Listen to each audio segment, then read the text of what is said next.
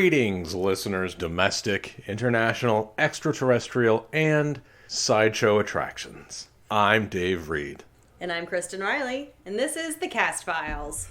The Cast Files is a podcast where we watch and discuss every episode of The X-Files, spoiler-free. Today we're talking about Season 2, Episode 20, Humbug. It aired in March because it's not a Christmas episode. No. 31st, 1995. It was written by Darren Morgan, directed by Kim Manners, who is a man. Please Google it. All right. IMDb says the agents search for a killer in a Florida town inhabited by sideshow performers. And where are we? I saw the little blurb on Hulu before I started the episode and went, oh my god, are we in Gibsonton, Florida? And I said, yes we are. That is so exciting. I love Gibsonton. Yes. We are, 30 minutes away? From here... 45 minutes? I mean, from here, less.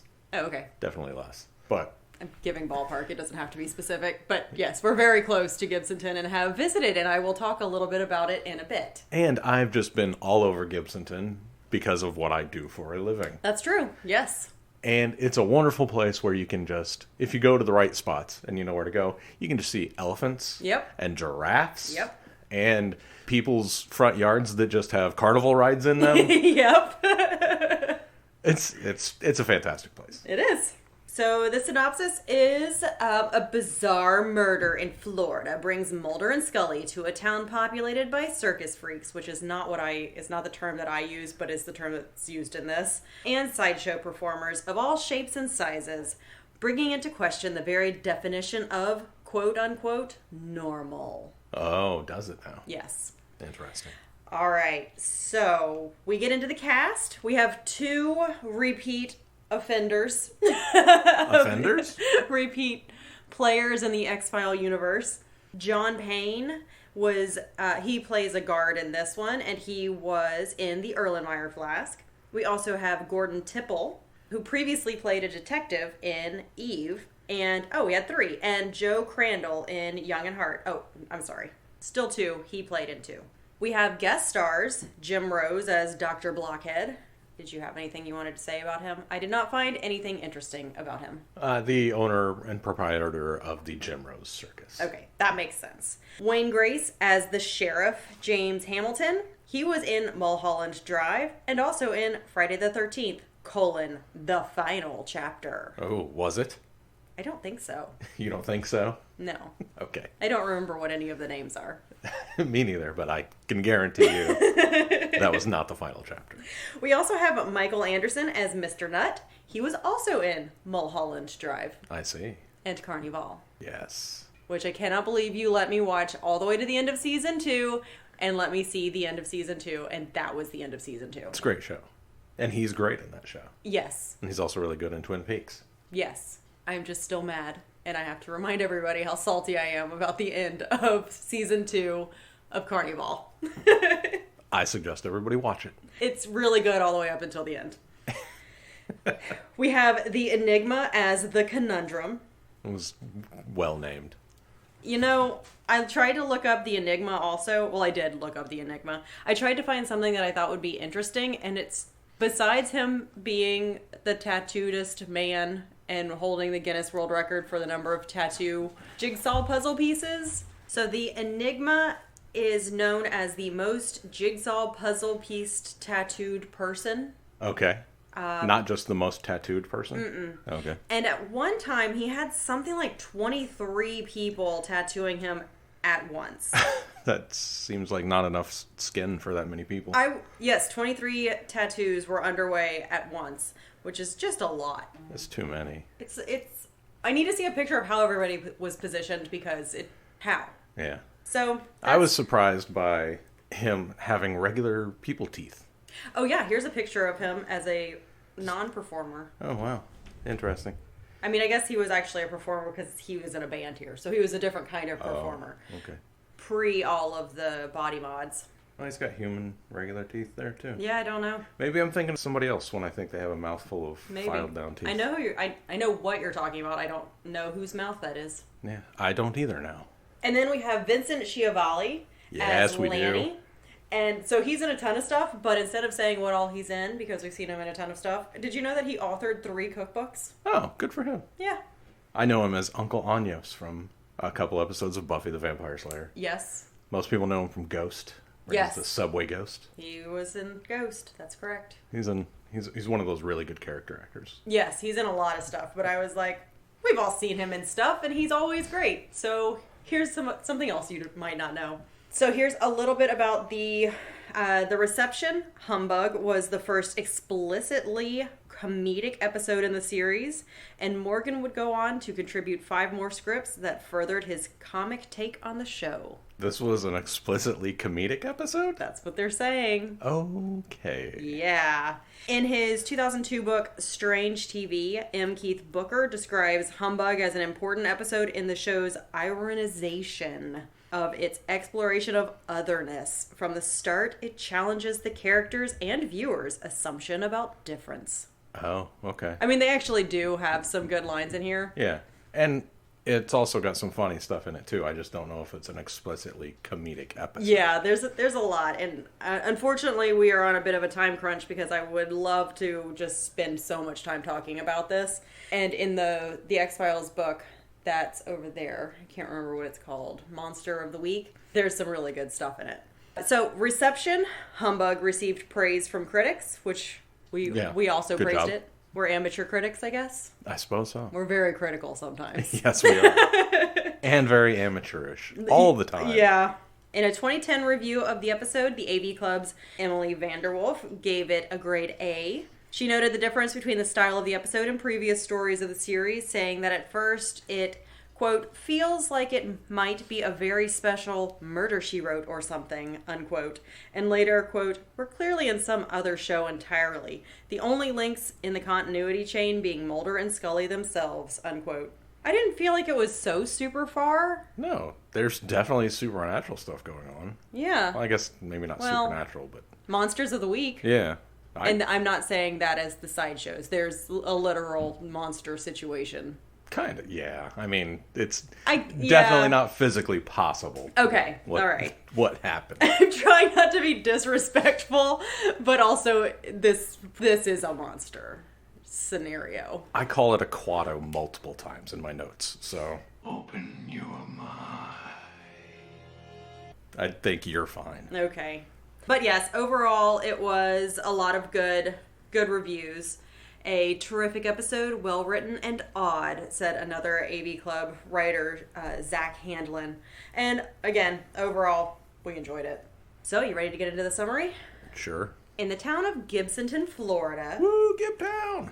2 brothers are playing in their home outdoor swimming pool. It's an above-ground pool, which is actually perfect for Gibsonton area. Also perfect for the kids being this age because I also played in above-ground pools when I was about their age. And so I was in Florida at my aunt's house whenever we'd come visit. And so I was just like, aw, childhood. A mysterious figure approaches them from the woods surrounding their home and jumps into the pool without them noticing. As the brothers play, they notice something is wrong, and before they leave the pool, a figure emerges from the water. Rah! And they scream, and then the guy grabs them, and then they're like, oh, Dad! And it's so sweet.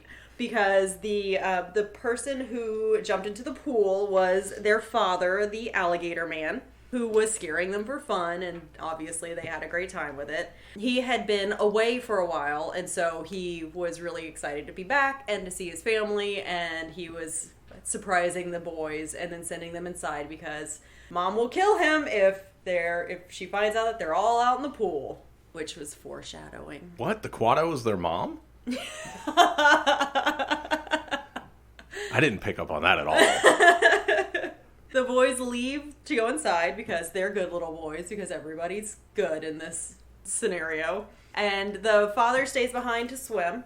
While he's out there, the same thing happens, only this time it's not his dad, unfortunately.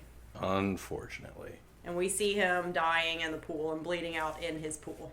And then we see his sideshow trailer that says, Alligator Man, is he man? Is he beast? Is he monster? And R.I.P. Gerald. yeah. So a little bit about Gibsonton. Gibsonton was famous as a sideshow wintering town where various people in the carnival and circus businesses would spend the off-season because it's warm down here. It is. Placing it near the winter home for the Ringling Brothers Circus, which it is. The Ringling Brothers Circus is located in Sarasota, or the Ringling Brothers Barnum and Bailey, whatever, the huge mansion is located in Sarasota. They have a really cool museum. That was a rich family, so they have a lot of rich family stuff, but there is a cool circus museum there if you ever get the opportunity to go. And yes, it's located pretty close to Tampa, Sarasota, and Venice, where they would kind of meander around and then settle. Venice? Well, that's where they would stay sometimes, but ultimately Gibsonton became the settlement. Yeah, okay. It was home to Priscilla the Monkey Girl, the Anatomical Wonder, and the Lobster Boy. Here they're calling them the Siamese Twin Sisters, which we know is not the correct name, but they that's what their sideshow was known as, and they ran a fruit stand there. At one time, it was the only post office with a counter for little people. I'm having to edit this as I go because I pulled this from Wikipedia. And aside from the agreeable winter climate, Gibsonton offered unique circus zoning laws that allowed residents to keep elephants and circus trailers on their front lawns, and still does. Still do. Yep. And here's another thing. So I mentioned the Ringling Brothers Museum. If you are ever in Sarasota, go check it out. It's gorgeous out there. But the museum that you really need to go visit is in Gibsonton. Yes. It is called the International Independent Showmen's Association and Museum. It is a nonprofit private organization made up of people in the outdoor amusement industry. It was originally opened in 1966 and expanded to be the largest showmen's association in the United States. There are over 4,500 members from all over the United States and several foreign countries. It's awesome. There's not a lot about it in this little blurb, but it is, it's like a big warehouse, 2 floors. It's got sideshow games, games that would be on the, the Fairway? Runway? Fairway, I Fairway? think. Midway. Games on the Midway. It's got pictures. They've got a lot of really interesting backstory. There's a lot of history. There's a library there for people who are studying, not for like you and me, because we aren't studying things having to do with sideshows and performances and circuses, but it's got a wealth of knowledge there. It's fascinating. It's a fascinating little museum. It has a life-size statue of one of the founders who is, I don't know, 75 feet tall? Yeah. Yeah.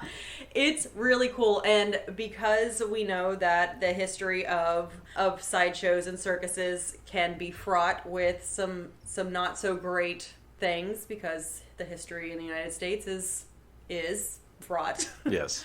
They actually do a pretty good job of acknowledging that and saying this is why, this is why we're calling it, or in this, I don't know, poster, it's called Freaks, when what we would call them now is this, but this is an authentic replica or actual authentic poster. And so it's good. It's fascinating. There's history there. It's a little nonprofit. And it's a town founded by them. Yeah. So absolutely go check it out. All right, the agents travel to Gibsonton to investigate a murder. They don't really. They travel to somewhere else in Canada. Right. That's not. I didn't expect it, but I was really hoping that they would have filmed in Gibsonton. That would have been hilarious. So I'd be like, I know that place. I know where that is. Yeah, no, the foliage is not Florida. No. And also you can see people's breath at different times. They attend the Alligator Man's funeral. We find out that he was suffering from something called ichthyosis. And so I looked up what that was, because in my ignorant state, I thought it was a disease that fish got. Remember did you ever have an aquarium and then your fish would get ick? And you have to put the ick stuff in there? That's all I know, and which is nothing, because I was wrong. So ichthyosis is a family of genetic skin disorders characterized by dry, thickened, scaly skin. There are more than 20 types of ichthyosis, ranging in severity from basically what looks like just dry skin to things that look like literal scaly fish scales. Ichthyosis comes from the Greek word ichthyes, which literally means fish. And it can be genetic. It could be, there's a couple of different ways that it could be inherited, and it's just something that some people have to deal with. Among the people they meet after the funeral are quote-unquote self-made freaks is what they're calling them. The human blockhead, Dr. Blockhead, played by Jim Rose, who interrupted the funeral by hammering a railroad spike into his own chest. It was rude. Very. And his quote-unquote geek sidekick, the Conundrum, who is played by the Enigma, who will eat anything but says nothing. The agents also meet former performer Jim, the dog-faced boy, but they don't know that that's who they meet because they do know that they meet the sheriff of the town. Which is not a real thing. No. There is no local government in Gibsonton. It's all handled by the county. I thought you meant it wasn't a real thing because he was the dog-faced boy and now he has just no dog-face features. No, just that Gibsonton does not have any local government. So I looked up a couple of things to see what these sideshow characters would, what was their deal? What was the deal with these people? No, What's the deal with these people? No, because I wanted to see what human blockhead meant, and if it was his actual title, like the Enigma is the Conundrum's sideshow title or performer title. Mm-hmm. And a human blockhead is an actual thing. It is a carnival or sideshow performer who hammers a nail or other implement, such as an awl or a screwdriver, into his or her nasal cavity through their nostril. The stunt is often shocking to audiences who believe that the nail is being hammered into the skull itself. In reality, the stunt plays on the anatomical misconception that the nasal cavity goes upward rather than straight back, which I found fascinating because we've been dealing with sinus stuff. Yeah. And sometimes you feel like driving a nail through your nasal cavity? Yep. Interesting. The performer merely learns the terrain of the nasal cavity and lessens his or her sensitivity and their urge to sneeze. Mm-hmm.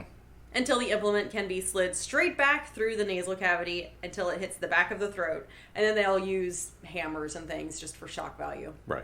Just crazy. It's good showmanship. It is. All right, so the Enigma had a little bit, but I talked about him up at the top, and there's nothing really extra. And then I looked at, the dog face boy and people with...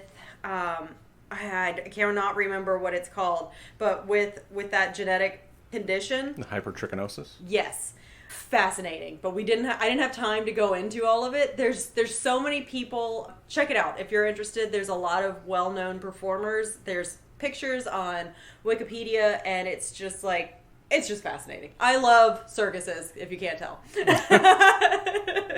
All right, so Mulder and Scully stay at the Gulf Breeze Trailer Court, which... There is not one.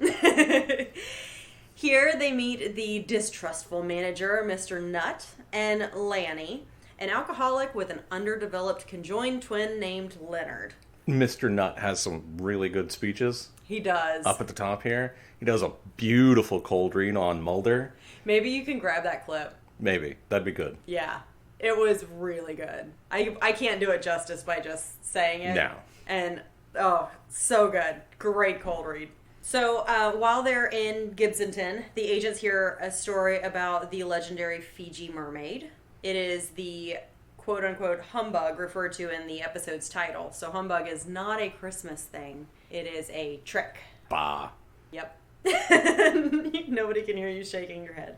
Despite Scully's usual skepticism, Mulder is intrigued because of what look like simian tracks left by the mystery attacker. I missed that entirely. It's very quick, and it must have been Mulder, said the tracks look like it could be the Fiji mermaid, and then he definitely sticks with the Fiji mermaid for a while. They try to throw you off, but they did not throw you off, did they? No, as soon as I saw Vincent Schiavella's Quado at the funeral, I went, oh, the Quado did it. You did. Yep. So, a production note about the Fiji mermaid. It was a famous attraction exhibited by P.T. Barnum in his Barnum's American Museum in New York in 1842. It was said to be the mummified body of a mermaid caught off of Fiji, but it was actually composed of the head and torso of a juvenile monkey attached to the body of a fish. In carnival parlance, such faked attractions are known as gaffs. Interesting. And if you would like to see a Fiji mermaid, okay, you can go to Orlando to the Ripley's Believe It or Not Museum, and they have one. Interesting. Did you know that I've been to all of these places? Did not know you've been to the Orlando one. Yep. We went to the St. Augustine one, but I don't think we did a tour of it. Oh, I don't think we did either. We must have run out of time. Yeah. We did do the Pirate Museum there. Also great. Yes. Super fun. By the way, love small, kitschy museums. Who doesn't? I don't know, but I absolutely do. So if you know of any that I can drive to in the COVID era, let me know. I will go and read all of their little plaques. The object, the Fiji mermaid object, later vanished, likely destroyed in one of the many fires that affected Barnum's collections. And since then, many versions of the famous mermaid have been exhibited, like the one I mentioned that is located in Orlando as we speak. And some claiming to be Barnum's original, essentially faking a fake. That's pretty genius. It is. Especially in the time when people can't travel the same way that circuses do, or did. Are circuses still a thing? I guess they still travel. Yeah. Yeah, so it would, brilliant. Not mad. One night, Mr. Nutt is fatally attacked by a creature. Boo. I was upset. Yeah, I did like right before this where we see the Enigma, the conundrum, whatever. He's got a title for his name and his other name. And we see Mr. Nutt's dog barking, and the conundrum runs after it, and I'm like, you better not eat that dog. I wanted to smack him on the nose with a rolled up newspaper. The dog? No, the Enigma. Because he acts like an animal here, a pet, basically. And it was great because the dog runs into Mr. Nutt's house through the doggy door, and Mr. Nutt opens the door, and then unpins the check. The rent check. Yeah, the rent check from the Enigma. And it was perfect. It was a great way to get his money, I thought. Mm-hmm. And then he gets attacked, which he thinks that... So the dog starts barking at the doggy door, and Mr. Nutt thinks that it is the Enigma out there trying to eat his dog, and he's not having it, and he's basically shooing him away. I have a firearm and the willingness to use it. Yeah, and I live in Florida, so... But turns out it's not. It's not the Enigma trying to eat his dog still. I just realized this is another Twin Peaks alum that's in. Yeah. How many is that? That's a lot. I do not have a running tally of that. I just have the running tally of if they've already been in. We've got to be approaching double digits on the Twin Peaks alums. I think so. Yeah. There's a lot. That was another reason that I said Mulholland Drive, because that was David Lynch. Yeah. Yeah. Which I have not seen, but I did listen to a Bechtel cast on, and it sounds just insane. It sounds like a movie I would not enjoy as much as I enjoy this episode. Interesting. But, if other people enjoy it, great. Yeah. I would rather go to a circus museum. Very interesting. So, Mr. Nutt is attacked fatally. The agents eventually discover that the attacker is Lanny's twin, Leonard, who is able to detach himself from Lanny's body. But before we figure that out, the person who finds Mr. Nutt's body is Lanny, and he comes with his bloody hands to Scully's trailer and unlocks the door and just shows up all bloody in her trailer. It was super weird. He didn't knock. He didn't holler. He didn't give any heads up, but she had her gun right there. Yeah. Good job pulling the gun immediately, I guess. You're always talking about how her gun's never close enough to her. It still took her too long to get it out of the holster. Had Vincent Schiavelli wanted to hurt her, she would not have gotten her gun. But Vincent's not like that. He's not. He's an interesting looking guy, but he's not a dangerous guy. Unless he is, and I don't know. Part of the Romani that are cursing vampires to have a soul. Yep. In which case, he is dangerous. You're right. You know what? He's dangerous when he wants to be. Yeah. Just like you. Just like me? Yep. Awesome. I sound so cool. According to Lanny, Leonard attacks people and attempts to burrow into them because he is looking for a new brother to replace Lanny, who is dying from liver failure due to years of alcohol abuse. That's unfortunate. He was pretty torn up about it. It was kind of sad. Lanny voluntarily locks himself in the local jail in an effort to keep Leonard from escaping, but it doesn't work because Leonard can climb and crawl and run and disappear through some tiny little portal and reappear somewhere else, apparently. He's incredibly fast. He was so fast. So fast. So he gets out.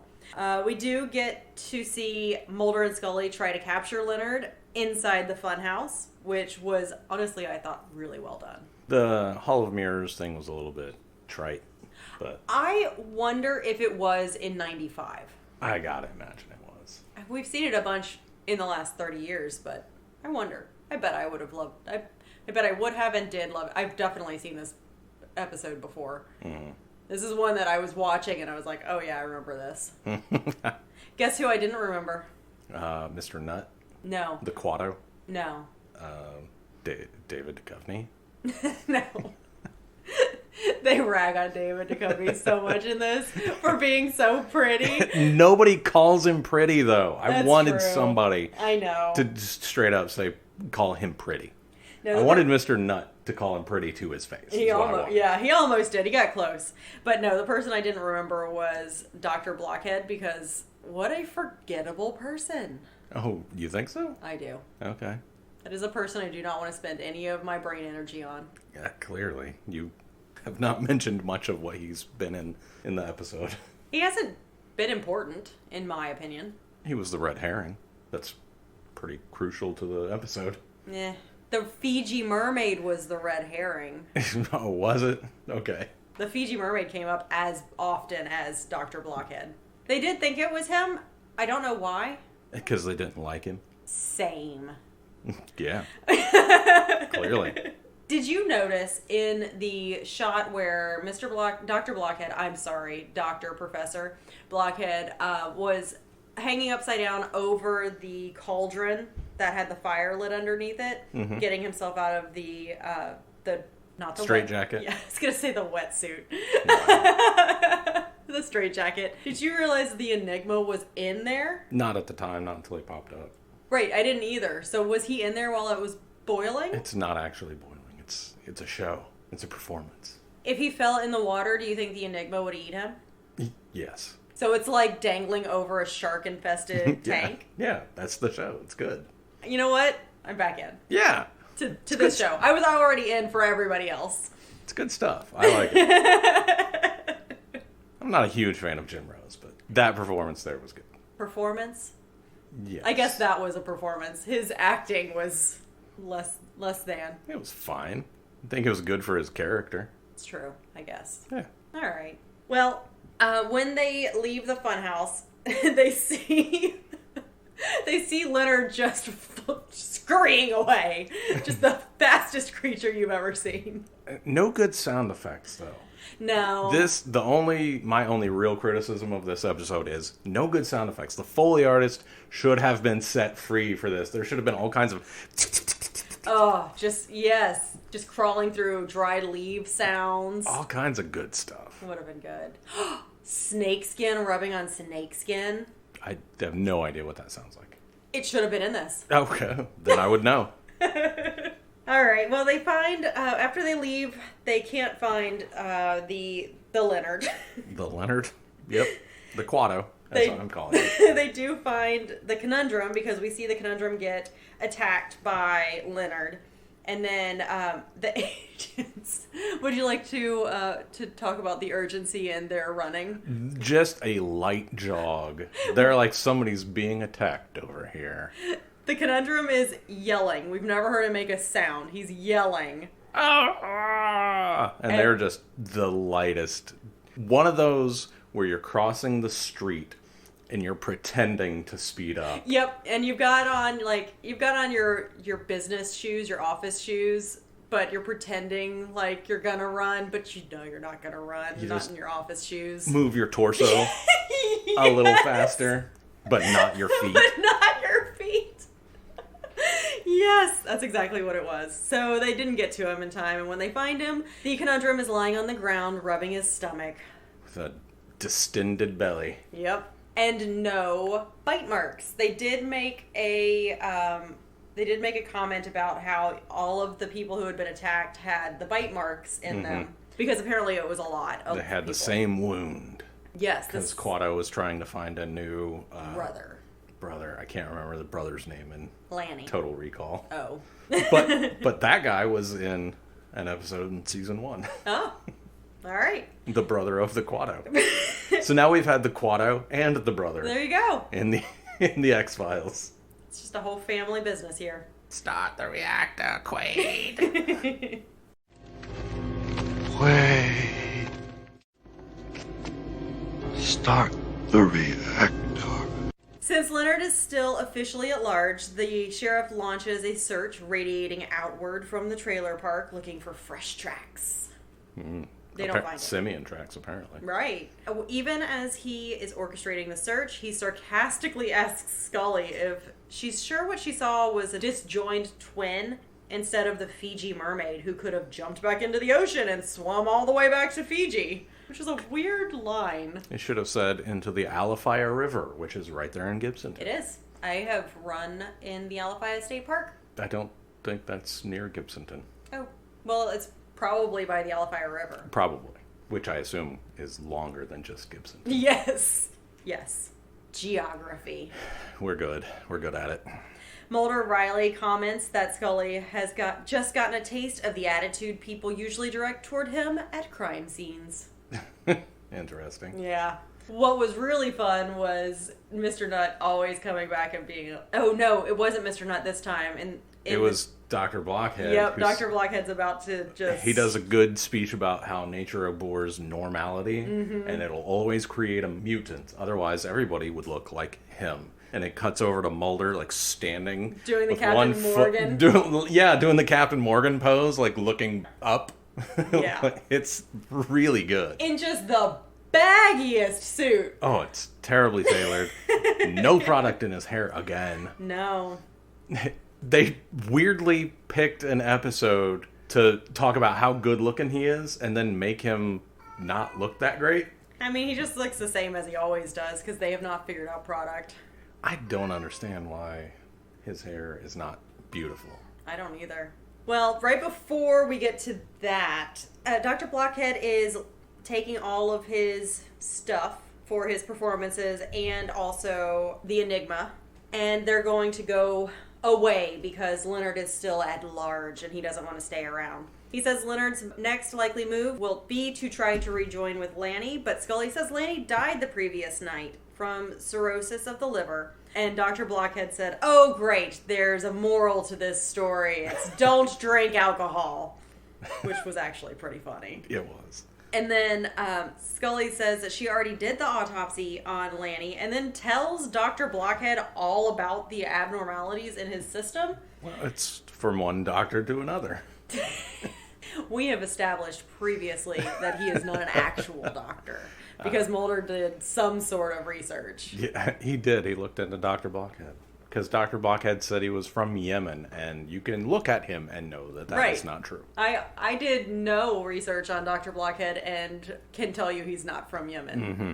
But of Lanny's autopsy, she said that his body showed severe abnormalities in his circulatory system and internal organs that were almost umbilical in nature. I don't know how that would actually work, especially since Leonard detached and ran away and whatever, but yeah. Reattach the umbilical parts. Like one of those hoses that have the... I'm not going to be able to explain it on an audio podcast, okay. So never mind. As Dr. Blockhead prepares to leave town with the conundrum, he comments to Scully that with modern science eradicating genetic anomalies, that everyone is going to start looking like Mulder, with his button-down, suit and tie wearing office drones with no individuality, which was pretty great. Mr. Nutt did a better job dressing him down. Much better. But it was still fun that they doubled down on this. Yeah, I do like the through line of... Yeah. The episode is how pretty David Duchovny is. Yes. Yep. I do hope that you have already found that little clip of Mr. Nutt. Hopefully. Now that I'm thinking about it, is Darren Morgan the one who wrote the episode where he was in a Speedo? This is Darren Morgan's first. First? I don't think that's true. It is. Okay. Darren Morgan was in that episode. He was Okay. what was he? The Fluke Man. Okay. All right. That makes sense. I knew he had something to do with that episode. Yep. So the conundrum looks unwell, and Mulder asks what the matter is. What's the matter? And the conundrum, his only line in the entire episode, replies, "Probably something I ate." And we all laugh and slap our knees. He ate a Quado.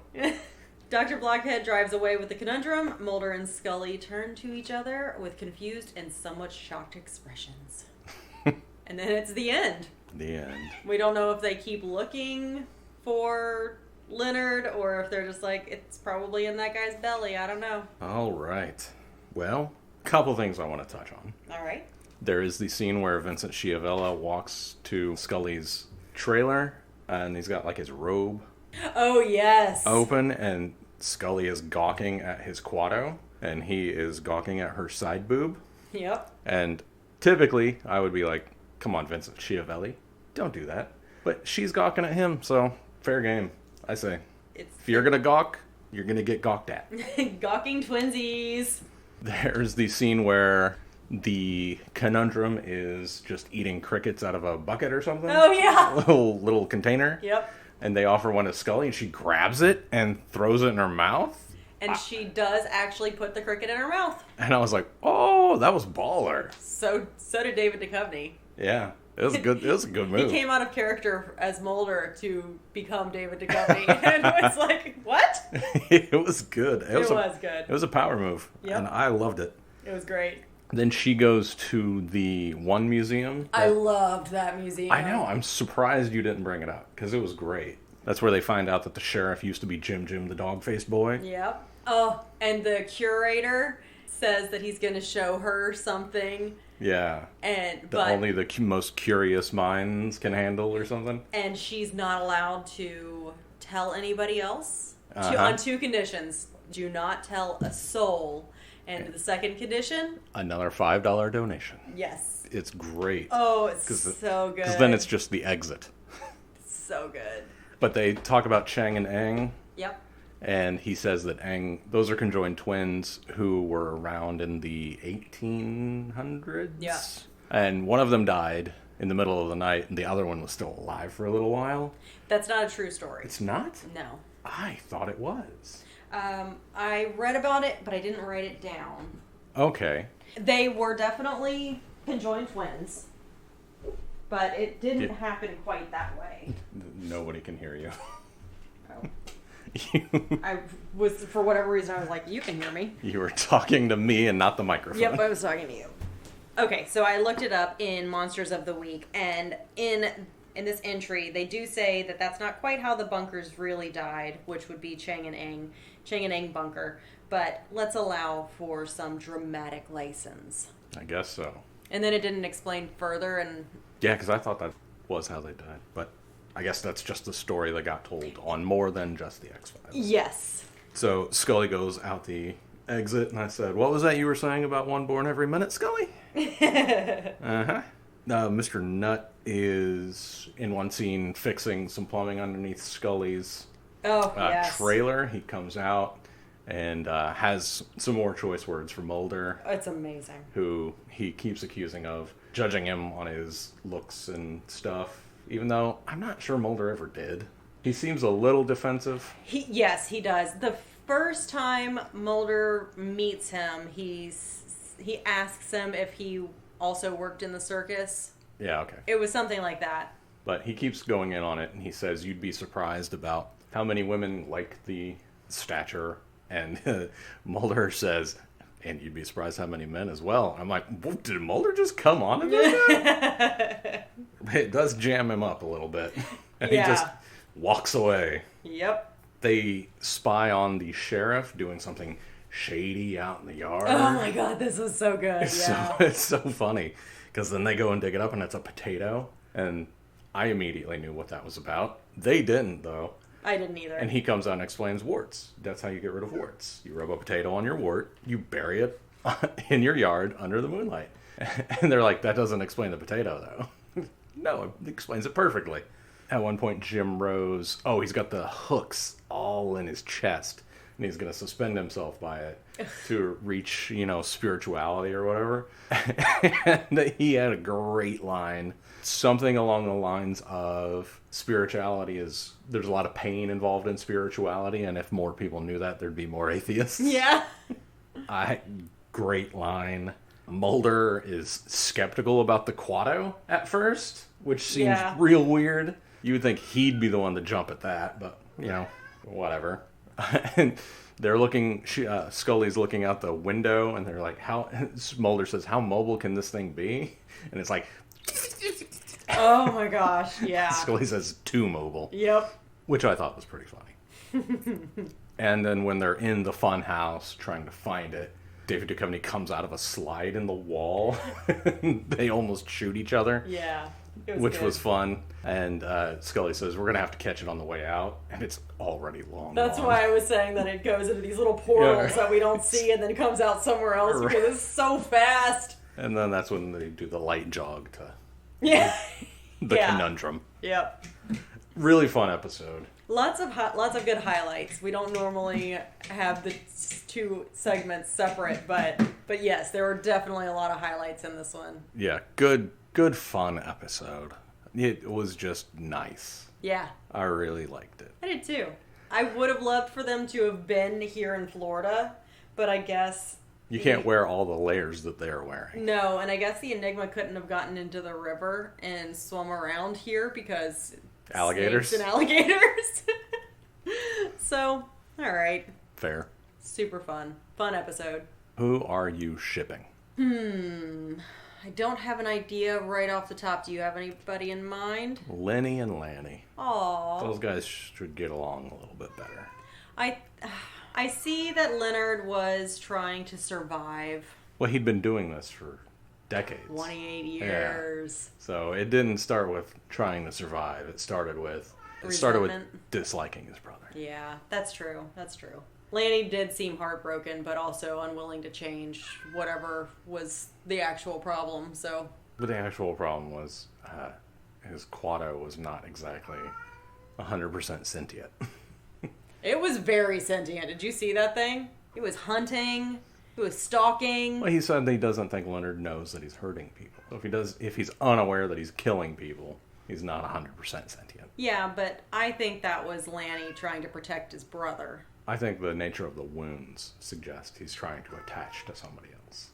I do think that he knows that he's killing them, though, because otherwise he would stay. Okay, I figured out who my ship is. Okay. It's the museum curator. Okay. And all of our $5 bills. Yeah, good one. I like it. So good. So good. How are you surviving? Well, I think this is the second episode where I think I have to start drinking again. No. Because he's not going to attach himself to a drinker. Let's see. I'm going to survive by eating him. I guess it worked in the episode. All right. Fighting him off apparently didn't work for anybody, but eating him? Quado, get in my belly. Beast to beast. So I'm going to turn on to beast mode. Beast mode. You are dangerous when you want to be. That's right, because I'm super cool. Yeah. High five. Yeah. All right. Good episode. Very good episode. Lots of fun. I hope we can do more like these. Me too. 4 more episodes left in the season. They should all be like this. Yes. And then if they're not, this is our squeeze. We're gonna just have to refer to it every single time for the rest of the season. Yes, the 4 more episodes. Yeah. He could have gone there. Toombs, he could have been a Gibsonton boy. Yeah, instead of Baltimore. Yep. R.I.P. everybody. I guess not enough good livers in Gibsonton. Livers are the through line here. Oh, yeah. They truly are. Wow. Huh. Look at us. Adding to the commentary. Good job, amateur critics. Yep. The Cast Files is produced by Kristen Riley and Daive Reed. Edited by Daive Reed. You can find us on Twitter at CastFiles. You can find me on Twitter at Daive. That's DAIVEREED. You can email us at thecastfiles. That's the with 2 E's at gmail.com. If you could please go rate and review us on Apple Podcasts, give us 5 stars, and tell us that we are doing phenomenal things. Artistic, wonderful things. We are raising the bar on podcasting. We would love you forever for that. We have a TeePublic store. You can go buy t-shirts and stuff there. Music by House 6. Logo by @OokaArt. That's OOKAART.